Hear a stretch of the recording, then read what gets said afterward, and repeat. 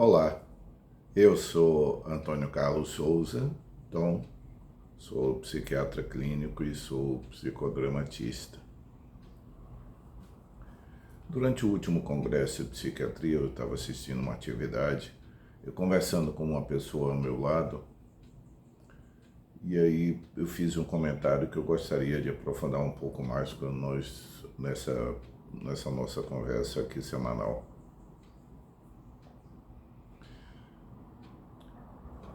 As palavras psiquiátricas todas são conhecidas no dia a dia. Todos os termos psiquiátricos já fazem parte do vocabulário comum das pessoas. E eu diria com quase 100% das vezes, se eu não estiver exagerando um pouco, as palavras são usadas com o conceito incorreto. Mas há uma variação linguística, vamos dizer assim, que eu acho que dificulta ainda mais a nossa relação com algumas situações psiquiátricas. Por exemplo, as pessoas sabem que quando alguém perde algo ou alguém, ou uma outra pessoa, ou uma relação que seja significativa, o luto é tido como tristeza. A emoção e a palavra que nós usamos é tristeza.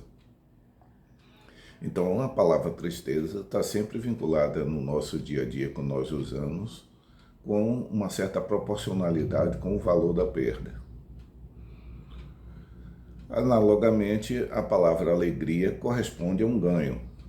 Então, quando nós dizemos, puxa, eu estou muito alegre hoje, implicitamente aquele que escuta se prepara para escutar que a pessoa vai dizer que algo foi acrescentado à vida dele, algo muito significativo. Então, se a pessoa diz que está um pouco triste, muito triste, tristíssimo, profundamente triste, a cada uma dessas intensidades corresponde na cabeça e na percepção de quem está escutando um nível de profundidade da relação perdida. Então, se eu estou contente, se eu estou alegre, se eu estou alegre pra caramba, pressupõe 3 níveis diferentes de ganhos que a pessoa teve. E todos os outros sentimentos são assim. O medo, quando nós dizemos eu tenho medo, por exemplo, de um cachorro sem coleira, uma dessas raças que sejam tidas como agressivas, quem escuta, do mesmo jeito, consegue perceber que o medo é diante de uma ameaça efetiva. E que ele se colocasse na mesma situação, ele assim também sentiria. Se eu disser que eu estou com raiva de uma pessoa, o ouvinte, aquele que está me ouvindo, vai esperar que eu conte uma história em que eu fui agredido ou espolhado de alguma forma. E se eu digo que eu tenho muita raiva, que eu estou puto da vida, que eu estou putíssimo, são gradações diferentes do nível de intensidade com que a pessoa me agrediu ou ofendeu. Medo, raiva, alegria, em geral, todas as emoções são percebidas dessa forma.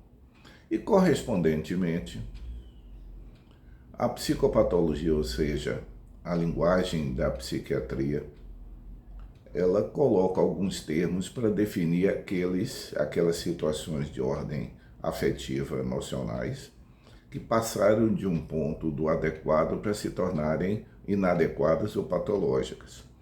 Então, em relação à tristeza, o termo correspondente para nós seria depressão. Então, quando eu digo que uma pessoa está deprimida, eu não estou pressupondo as mesmas coisas que quando alguém me diz que está triste. Eu estou pressupondo muito mais coisas do que isso. Correspondente da alegria que fosse de natureza inadequada ou patológica, seria o estado de mania ou hipomania, que é o correspondente da elevação da euforia que não é adequada, a euforia patológica. O medo inadequado é chamado de fobia.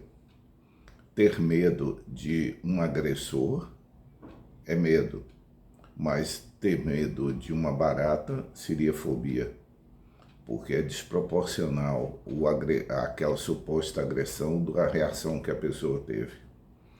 Portanto, nós temos palavras diferentes para definir estados diferentes, aqueles considerados do dia a dia e aqueles que a psiquiatria denomina como situações patológicas, situações inadequadas. Mas tem um estado afetivo emocional que, infelizmente para nós, ela só tem uma palavra para definir os dois estados, que é a palavra ansiedade. A palavra ansiedade, ela, diferentemente da palavra medo e da palavra alegria e da palavra raiva e da palavra tristeza, ela define tanto aquela situação em que eu estou diante de uma escolha concreta, difícil de ser feita, trocar de emprego, terminar um relacionamento, escolher uma nova casa, comprar uma coisa cara, esperar um diagnóstico. Todas essas situações traduzem um grau de apreensão que são naturais da vida, que seriam correspondentes ipsis literis das palavras medo, alegria, raiva e tristeza. Mas também a palavra ansiedade, na sua intensidade maior, inadequada e patológica, ela faz parte dos transtornos de ansiedade, seja o transtorno de ansiedade generalizada, seja o transtorno de pânico. Então, a ansiedade, quando nós usamos na vertente patológica, na vertente que precisa tratamento, também nós vamos usar a mesma palavra para quando nós estivermos discutindo com um paciente sobre uma dúvida existencial. É como se eu, ao tratar uma pessoa, em lugar de dizer que essa pessoa está deprimida, eu estou tratando a depressão dela com antidepressivo, eu dissesse, ela está triste e eu estou tratando a tristeza dela com antitristesico. Eu estou inventando essa palavra aqui. Portanto, nós precisamos pensar, por que veio à tona essa história hoje? Eu estava vendo, pouco antes de pensar no que eu ia gravar hoje, eu estava vendo um vídeo da grande cartunista Laerte, que junto com seu filho Rafael Coutinho, eles vão fazer uma atividade HQ que as pessoas podem acompanhar e depois receber. Depois vocês procurem aí, Laerte, a cartunista Laerte e seu filho Rafael. E o filho dele faz uma menção, me permita, Rafael, se porventura você escutar isso, é permissão para usar uma palavra sua. Mas se você usa uma expressão muito feliz, você diz ao final da gravação, você diz assim, nós estamos muito felizes e com muito medo. É para que expressão feliz que ele usou. E que no dia a dia nós poderíamos dizer, eu estou ansioso para esse curso, para essa atividade.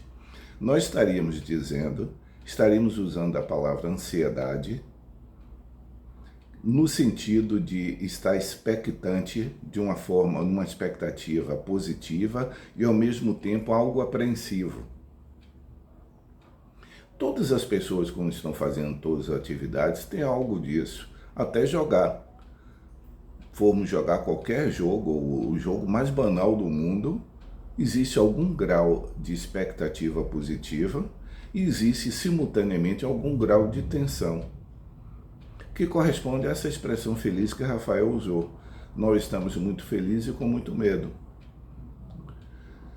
Mas nós usamos no dia a dia algo assim, eu estou ansioso para chegar à festa, eu estou ansioso para ver uma pessoa que eu gosto. E mais adiante, essa mesma pessoa vai usar na sua consulta psiquiátrica a expressão de dizer, eu estou muito ansioso, eu estou precisando me cuidar. Então vamos entender uma coisa. Infelizmente, nós só temos uma palavra para definir tanto estados adequados, ou seja, que estão diante de situações de interrogação ou de expectativa, como é o caso desse curso. O que é apreensão? É iniciar alguma atividade e quem ficar na dúvida, será que vai tudo funcionar bem? Sem esse grau de tensão inicial, nenhum jogo, nenhuma atividade funciona. Uma pessoa for jogar qualquer jogo que ele vai se colocar, ele tem algum grau de tensão que o permite estar atento àquilo. Mas passando desse ponto, a mesma palavra vai ser usada, ansiedade. Então, quando essa mesma pessoa se desloca ao psiquiatra e diz que eu estou ansioso, ele está usando a mesma palavra que talvez de manhã ele estivesse usando para se referir à chegada de uma pessoa querida. Eu estou ansioso pela chegada dele. Isso mistura na cabeça da pessoa. Por quê? Porque quando nós estamos tratando o quadro psiquiátrico em si, o transtorno de ansiedade em si, que necessita de ajuda tanto farmacológica como psicoterápica, mesmo quando a pessoa está bem, quando a pessoa está bem estabilizada, ela continua sendo uma pessoa comum que, diante de situações de incerteza, aguardam uma resposta afetiva que elas vão classificar de ansiedade, porque só tem essa palavra. Então vamos admitir uma pessoa está em tratamento para transtorno de pânico, usando a medicação correta, fazendo o acompanhamento psicoterápico, ela está estável, mas ela está num processo de troca de emprego. Então, vamos imaginar uma situação, um emprego estável que tem uma remuneração X e um emprego que não promete estabilidade, mas promete uma remuneração, vamos supor, 5X. Isso é uma bifurcação na vida da pessoa que o resultado no humor é se expressar como expectativa e se der certo, e se não der certo. Essa dúvida, essa encruzilhada afetiva entre será que dá certo, será que não dá certo, é traduzida em termos de sensação com essa apreensão que nós chamamos de ansiedade. Então esse paciente, vamos imaginar, que está em tratamento já há muito tempo por transtorno de pânico, estável dos ataques de pânico, mas ele vai trocar de emprego e ele começa a sentir algo que é muito parecido com o que ele sentia no começo da crise de pânico. Como o que é parecido tende a ser as pessoas a reagirem de forma igual, a pessoa pode, eu acho que eu vou ter um ataque, apenas porque é similar. E porque espera algo que não vai acontecer. Não se pode eliminar a ansiedade da vida humana, não se pode, tal como não se pode eliminar a alegria, a tristeza, a raiva, o medo e todas as emoções, porque são elas que qualificam a nossa vida. Então é ilusório imaginar que uma pessoa que está em tratamento para transtornos de ansiedade senso-lato, ela vai se transformar numa pessoa que é uma linha reta. Não, ela vai continuar reagindo diante das coisas, as indecisões vão ser traduzidas por algum grau de apreensão, que também vai ser usada a palavra ansiedade, mas ela não terá a intensidade para ser denominada de patológico, mas isso pode confundir a pessoa. Então, para as pessoas que estão me ouvindo aqui agora, imagine que ao descrever o estado de ansiedade, tentem delimitar a intensidade e a proporcionalidade dele. Porque esse é o nível de adequação de toda reação emocional. É a adequação e proporcionalidade. Eu espero que haja sido útil para vocês. Tchau.